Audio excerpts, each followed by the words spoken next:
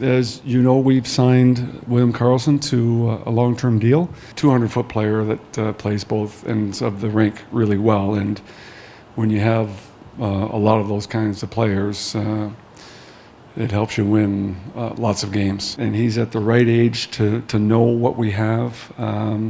He bet on himself after last year, and it worked out for him. He got a nice long-term deal.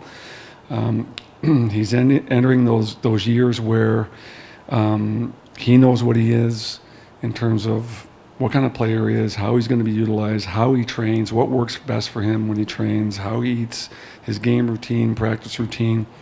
And when the guys hit that sort of level, they usually keep going up for a while. And the great news with him is if he ever tailed off near the end of that contract, he's still a really useful player because he's great defensively.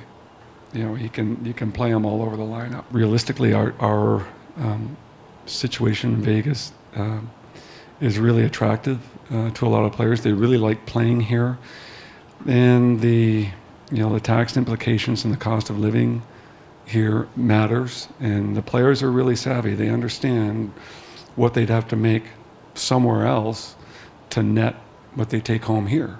And I think his contract in most markets, you'd have to be at about 7.5 to net what you have here. That's the average NHL market. In California, I think it's 9.5, But the bottom line is the fit's right and he's happy, and you can't put a price on that. Well, the cap certainty helps. You can plan a lot better. And again, we wanted to use up that inventory at cap space now to really benefit us in the future. And we believe we're making the right decisions on these players. It's not easy to put a good team together and keep it together, but this is a major step in doing that. He sort of went through that last year, trying to really prove himself and on a one-year deal, and he played well enough to earn the long-term deal. And again, it gives us cost certainty. And the guy's a good player. He's 26 years old.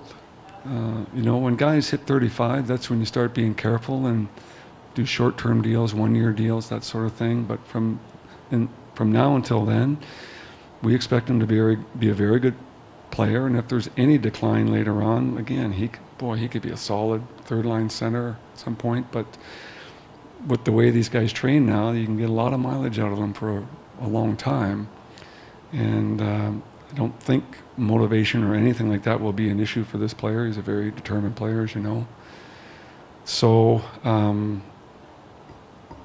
again, with all, in thinking about this, we'd rather have him playing here than anywhere else. That's sort of been the template and the way we've done things. We've gone away from it once, but we just don't want to do it very often, because if you have a lot of players with no movement closet, it's hard to manage the team. We don't argue over it. I did the same thing in Washington and with an Alex Ovechkin of all people. I said you get 10 teams, and anyone else comes in under that. And we've done that here. And a lot of times the contract itself is a no-move contract. It's lots of money and long-term, and if he's playing well, you're keeping him. If he's not playing well, you can't move him. So.